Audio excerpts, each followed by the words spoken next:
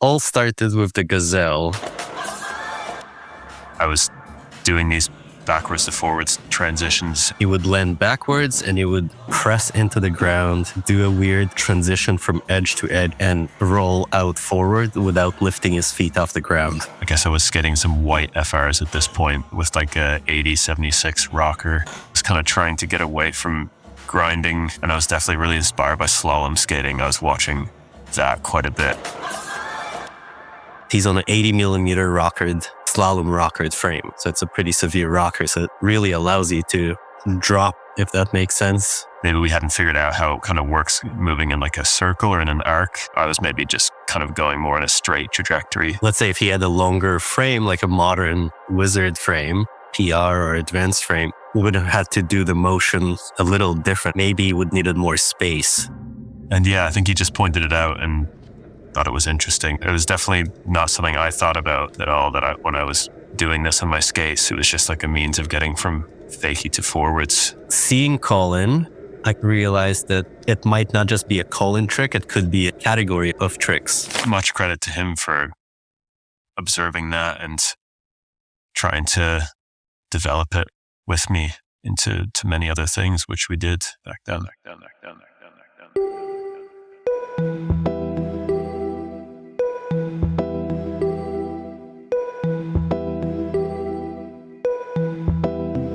Around the same time, I got certified to be a skate instructor and a slalom skating instructor. So the skate instructor, it's a level 1 kind of teaching for total beginners. And then slalom is quite advanced to pass that course. Like you actually have to demonstrate that you can do certain combos. You have to be a good skater. I guess I was really inspired by the methodology of slalom skating. And I was pretty lucky to do the certification with Naomi Grigg. I was really inspired that she could take an activity that she was doing, she was a skater, and she was able to create that framework of how to do it, how to teach it, how to judge it. And yeah, I guess I just wanted to do something similar. So you always teach people things by breaking it down into 3. And then if you need to break it down further, you break one of those down into 3. It's just breaking things down into 3 stages and then taking that first component and going like, okay, now we're going to do that first component. So we're going to break that down into 3. There's nothing to see here. It's just like, that's the most basic teaching thing ever for anything. It's lovely that Leon was so inspired because Naomi Grigg did this thing. Like she chewed her food and I thought that's a good idea. But aggressive skating felt like it's been working for so long. Like there is this inner culture and understanding of tricks. So kind of coming in and trying to put it in a box in a way it almost felt like that would just be another method of getting to aggressive skating, if that makes sense. Like a different methodology of teaching aggressive skating. But around the same time, I was filming for Big Wheels with mushroom blading, and Colin was doing his own videos in Newfoundland with Danny and Stuart. Watching things that Joey and Todd and Leon were all doing at the time were massive influences as well. And him moving locally, us skating together, exploring this kind of stuff. I feel like the Gazelle was like, oh, I can reverse engineer this move and put it inside this teaching methodology that is used for slalom skating or kind of level 1 general kind of skating. So yeah, realizing that there's this whole group of tricks. Once we can really break down what this one trick that Colin is doing, and if you do it with 2 feet, you must be able to do it with 1 foot. I think the 1 foot at the time I was referring to it as air gazelle because it feels 1 foot that is in the air doing something else. I don't remember like how quickly we sort of started experimenting with it more, but we were skating all the time. So I guess maybe we both started to analyze that and maybe hone it a bit.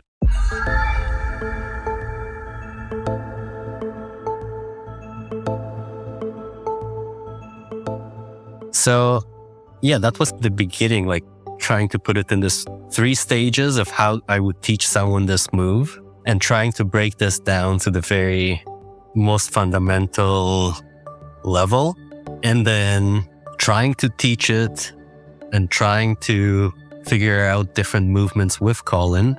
And as we were filming this like skate moves series, and that was also like the wizard frames maybe weren't even available for sale yet, or they were just really early days where they were available for sale. 2014 was the first wizard frames.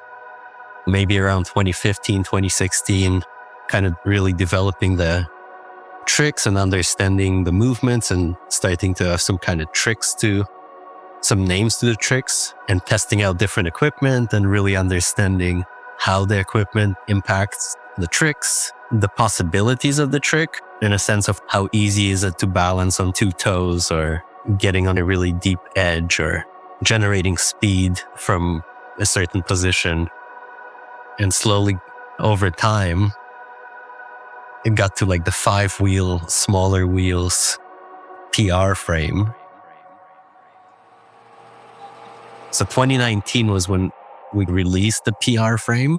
I knew the difference between a short rocker frame to the longer frame. So as we were trying to break down the movements, teach the movements, I was also really close to the development of the equipment and also seeing how people interact with the equipment and learn the moves. So at the beginning, I was actually doing workshops. So I would have the equipment, I would maybe travel across Canada, literally drive from the West Coast to the East Coast. And there was like a skating contests or events along the way that I would just stop by, skate with everyone, let people try the equipment. I was friends with everyone, so everyone was kind of curious. It was just a fun, easy way to let them try the wizard frames. And also, hey, let me give you like a quick course on how to like get the most out of this type of equipment. And then I think that was 2015. And then the following year, the following summer, I did that same trip with Colin Brattey because we were skating together, developing all the moves together. And we even went in Calgary at the beginning of the trip. They were doing the skate instructor certification. And we stopped by. So Calgary is maybe 10 hours drive. So that was maybe our first stop. Colin spent 3 days getting certified. I was just there hanging out, helping. And maybe 5 to 10 people got certified to just be regular skate instructors. But I felt that Colin was getting all this information secondhand because I did the certification, but he never did. I never saw that culture, that approach. So he got certified, and I felt it was important for him to further understand kind of skating. A big reason why he thought I should do that was because we were going to teach people some things about wizard skating that we've been developing up until that point. And he thought it would be good to like give me a foundation for teaching people. It did put things in perspective about, I mean, of course, just because you're, capable of a certain activity or task doesn't necessarily lead you naturally into being a great teacher. So I guess it got me thinking about how to sort of pass along skills to people that you might want to teach them and doing it in a way that they will understand. We were on the road for probably about a month. We went all the way to the East Coast of Canada. We went to New York. We went to Philadelphia. We drove across some of the northern states and talked to people and skated with people, sometimes groups, sometimes individuals. Every town we would stop in and we knew skaters. We would get a little session going on a flat court and we had all the wizard frames with us. So we had like frames, boots, so people can try it. And the teaching definitely led to the 5-wheel concept because a big thing we learned was the importance of weight distribution. And when I'm talking weight distribution, people would ask a lot of questions during those workshops. So someone would roll in a straight line and would ask, like, is your weight on the toes or on the heels when you're rolling on one foot? You can see people will take a while to be like, I think it's on the front. Actually, wait, it's on the back. And then we would do the same thing. Okay, try rolling backwards on one foot. That same thing. Is it on the front or on the back? Obviously, you can easily adjust it and compensate with your body to stay balanced. But we were trying to just find common ground.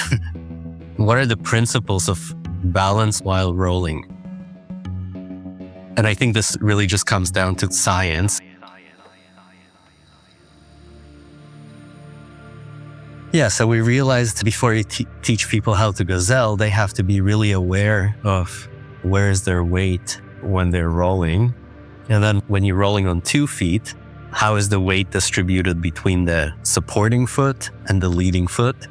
Is more weight on the foot that is behind, like trailing, going against the movement, or the leading foot, the one that's like ahead of you in the direction of movement? And how this changes when you go forwards versus backwards. So it was kind of obvious, and we could test all those ideas. And then the ideas made perfect logic to us. And then teaching it was just a way to figure out how to communicate it in the most effective way. Some workshops were way better than others, and it could be because of our instruction, it could have been because of the skaters that we were teaching and their background. So I guess we're just trying to teach and learn at the same time. And we always wanted to create some sort of roadmap for people to understand how the tricks can be done in the most scientific way. It's not an opinion. It's not stylized in any way. Maybe some of the names were a little stylized, where it's kind of gazelle seems like, oh, what the hell is that? But we try to have a good mix of having our own names and our own culture that has reference to the origin story, but also use terminology that will be helpful to communicate those ideas as effectively as possible with as many people as possible. So there was some terminology that we kept from, for example, the parallel turn. This is how it's taught in level 1. It comes from skiing, from my understanding and my research. And if the term worked to explain it in the best way, we didn't want to confuse people and say, oh, just call it something else because it's a different activity. So we did adapt a lot of terminology from skiing, from skating, but also introduced new terminology. We knew that something was missing, that we just needed to figure out a better way for us to communicate it that will be consistent between 2 feet and 1 feet and 1 foot and forwards or backwards. We were trying to kind of find the most logical, almost mathematical formula for this, because knowing how aggressive skating evolved and things were named at different eras created a bit of a mess where if you're not from within the culture, you're not going to know. It's not going to make sense why this is called this way and this is called this way, which kind of what leads us to certain arguments in no, this is called this way or that way, because they were developed kind of before the internet in different areas, and they got different names and perspectives. So, which is kind of language, I guess. There's language to aggressive skating, and it's really important. And I always knew that this is something that this new style of skating would have to have some kind of a language, because we're recognizing that we're in this early stage.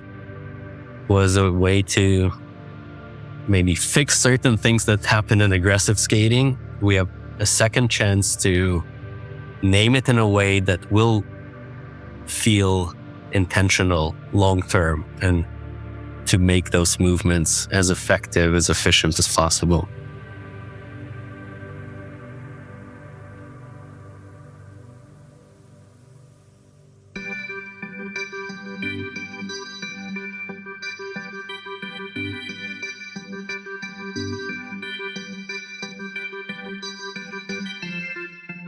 think I've really enjoyed seeing how we were able to develop it into a catalog of moves. I mean, it's much due to the credit of the wizard frames, which were in their very early stages at that time. I'm sure within a month of him observing that, I would have been starting to use some of the prototypes of the wizard frames. I did not expect to be developing that into anything else or for there to be variations, even though now looking at the variations, it seems obvious. But I think back then it was all just these ideas that were swimming around and we weren't really thinking about how there would be various ones going forwards and backwards and going in other direction. And it was definitely a long process and a lot of conversation developing those two things together and skating a lot, driving for a really long time and chatting about it and agreeing or disagreeing on things, trying to write it down.